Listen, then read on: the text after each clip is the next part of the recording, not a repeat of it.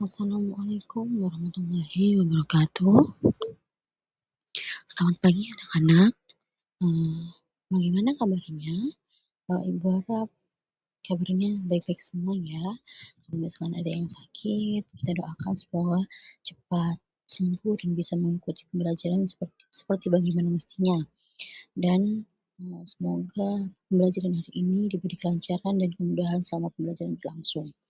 Oke, hari ini kita akan membahas mapel bahasa Indonesia. Mungkin ada yang tahu hari ini kita akan membahas tentang apa saja?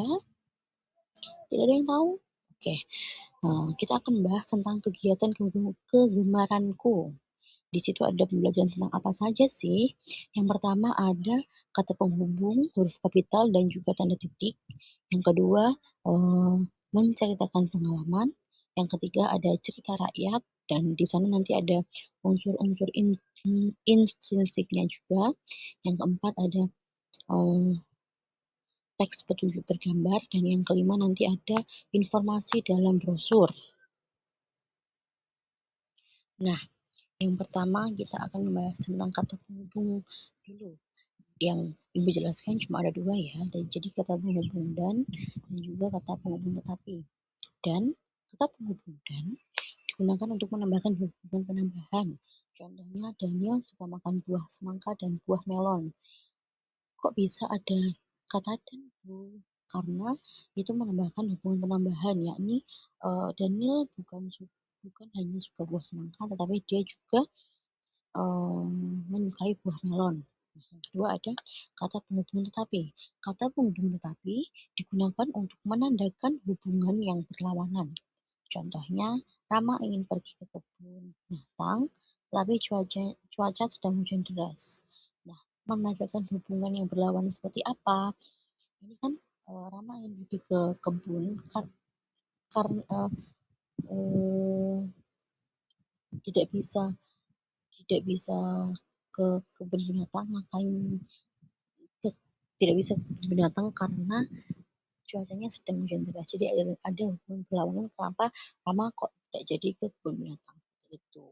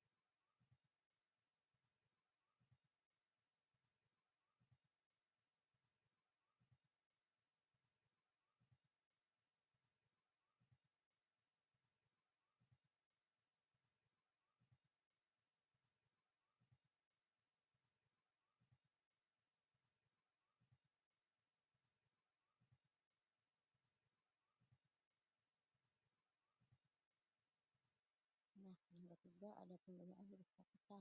Huruf kapital digunakan pada awal kalimat. Biasanya kalian kalau menulis kalimat itu kan awalnya kan huruf kapital. Nah, itu termasuk penggunaan huruf kapital yang benar. Satu ada barang seperti Salma, Salsa, terus Rehan, terus Fatimah, Zahra, dan lain-lain. Yang ketiga ada nama hari, misalnya Senin sampai Sabtu. Dan nomor 4 ada nama bulan, misalnya Januari sampai Desember. Nomor 5 ada nama suku, misalnya Jawa, Sumatera, Kalimantan, dan lain-lain. Yang keenam ada nama kota atau daerah, misalnya Yogyakarta, Bandung, Jakarta, terus Ciamis, Cirebon, dan lain-lain.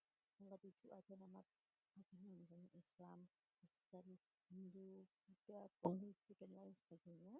Yang ke-8 ada nama Tuhan, misalnya Allah Subhanahu wa Ta'ala, dan juga biasanya ada Yesus Kristus, terus Allah, dan lain-lain. Yang ketiga ada penggunaan huruf kapital.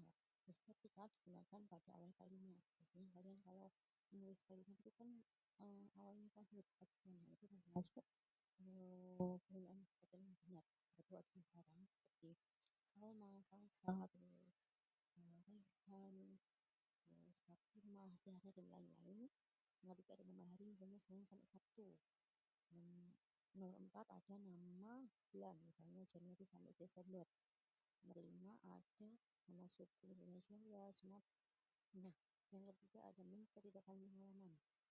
Menceritakan pengalaman itu biasanya kalian kalau habis liburan kan biasanya ibu minta untuk menulis pengalaman kalian selama liburan kan itu bisa disebut dengan teks rekon. Apa sih teks rekon itu?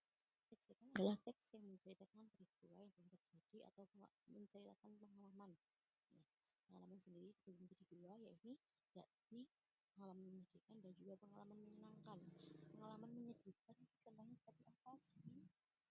Tidak terus kerja, pendapatan nilai jelek karena malas belajar, terus apa lagi ya? Pergaulan teman itu termasuk pengalaman menyedihkan, sedangkan pengalaman menyenangkan itu seperti uh, dibelikan ayah sepeda karena mendapatkan peringkat satu di kelas, kalau enggak dibelikan boneka, terus mendapatkan nilai bagus, itu juga termasuk pengalaman menyenangkan kan. Dan lain Oke, cerita rakyat. Cerita rakyat adalah cerita yang berkembang secara turun-temurun di masyarakat dan memiliki tokoh utama serta tokoh tambahan. Tokoh tambahan ini biasanya disebut dengan tokoh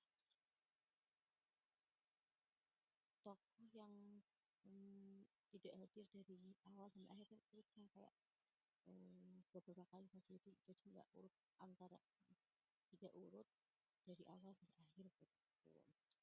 Terus cerita rakyat terdiri atas beberapa jenis, yaitu legenda yang biasanya menceritakan asal usul suatu tempat, misalnya asal usul sungai Musi, atau asal usul Pulau Kuning, asal usul Pulau Jonggrang, asal usul Candi Prambanan, dan lain-lain. Yang kedua ada mitos yang berkaitan dengan jiwa-jiwa atau budaya masyarakat seperti Mahabharata. Terus nenek moyang itu. Terus dongeng yang bersifat khayalan atau menghibur, cerita jenaka yang berisi kisah lucu, dan hikayat yang menceritakan kehidupan raja atau pahlawan dengan kejadian luar biasa seperti apa ya, Raden Kian Santang, terus Arjuna, dan lain sebagainya. Nah, cerita rakyat itu juga ada unsur intrinsiknya loh. Yang pertama ada tokoh. Tokoh adalah pelaku yang terdapat dalam cerita. Tokoh dapat berupa tokoh utama dan juga tokoh tambahan. Yang kedua adalah orang atau karakter yang dimiliki oleh setiap tokoh, misalnya baik hati, pemberani, jujur, rajin, sombong, dan juga pemalas. Yang ketiga adalah latar. Latar di sini ada tiga, yakni latar tempat, latar waktu, dan latar suasana. Latar tempat itu seperti apa sih? Latar tempat itu biasanya kalau kalian mendengar cerita rakyat tentang kancil dan misalnya dan buaya gitu ya. Latar tempatnya kan nggak mungkin di nggak mungkin di sungai kan, mestinya kan di hutan. Nah, itu termasuk ini tempat. Latar tempat itu biasanya juga ada di sekolah, di rumah, di gunung, dan lain sebagainya.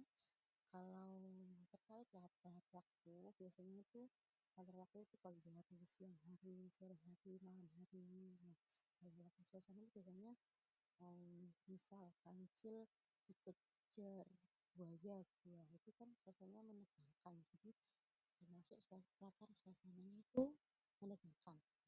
Yang kedua ada yang keempat ada alur.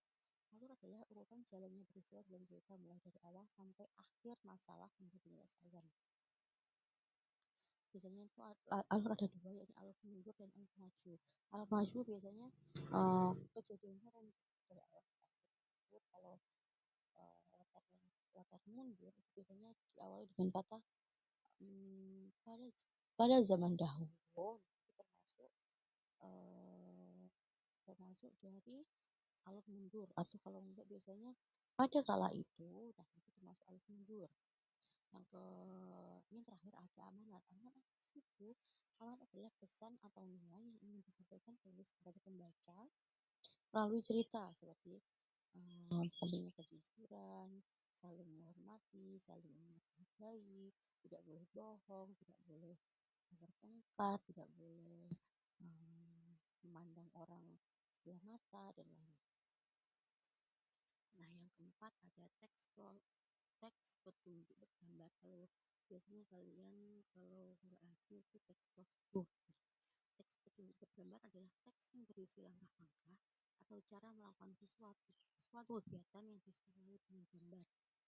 Misalnya kalau kalian lihat misalnya apa lihat resep rotnya ibu kalian, biasanya kan ada bahannya apa aja, terus cara membuatnya gimana, langkah-langkah juga kan biasanya ada gambar-gambarnya kan. Nah, itu termasuk dari contoh teks prosedur atau teks petunjuk bergambar. Nah, gambar berfungsi untuk membantu membaca memahami setiap langkah sehingga petunjuk menjadi lebih jelas dan mudah diikuti oleh pembaca. Teks teks petunjuk bergambar sendiri biasanya menggunakan kalimat jelas, singkat, dan juga runtut, serta memakai kata kerja atau kata perintah. Ya, seperti siapkan, potonglah, tempelkan, masukkan, aduklah, campurkan, nah seperti itu dan lain-lain. Teks ini banyak digunakan dalam petunjuk pembuatan kerajinan, memasak, menggunakan alat atau melakukan suatu kegiatan agar pembaca dapat melaksanakannya dengan benar sesuai urutan langkah yang diberikan. Nah, yang terakhir ada informasi dalam brosur. Informasi dalam brosur adalah keterangan atau pesan yang terdapat pada brosur untuk memberikan penjelasan kepada pembaca mengenai suatu produk, layanan, kegiatan, atau tempat. Informasi dalam brosur disajikan secara singkat, jelas, dan menarik agar pembaca eh, bisa mengerti apa yang dimaksud dalam brosur tersebut. Nah, brosur biasanya memuat judul, gambar, isi informasi, manfaat atau keunggulan, waktu dan tempat eh, jika berisi kegiatan. Misalnya kalau lomba-lomba biasanya kan ada waktu dan tempatnya, waktunya gimana, waktunya kapan, gimana. Terus kalau enggak itu pendaftarannya gimana gitu kan, kita informasi kontak, jadi biasanya kayak ada kontak person. Nah itu kalau mau daftar itu bisa menghubungi nomor yang ada di kontak person tersebut. Tujuan brosur ini adalah memberikan informasi sekaligus menarik sehingga pembaca mampu mengikuti, melakukan, atau menggunakan sesuatu yang diinginkan atau yang mereka mau gitu ya. Oke, sekian penjelasan dari Ibu. Terima kasih sudah mendengarkan dari awal tadi yang mulai kata hubung sampai informasi dalam brosur. Kurang lebihnya mohon maaf. Bila ada kesalah kata atau pengucapan dalam penjelasan Ibu mohon maaf. Wassalamualaikum warahmatullahi wabarakatuh.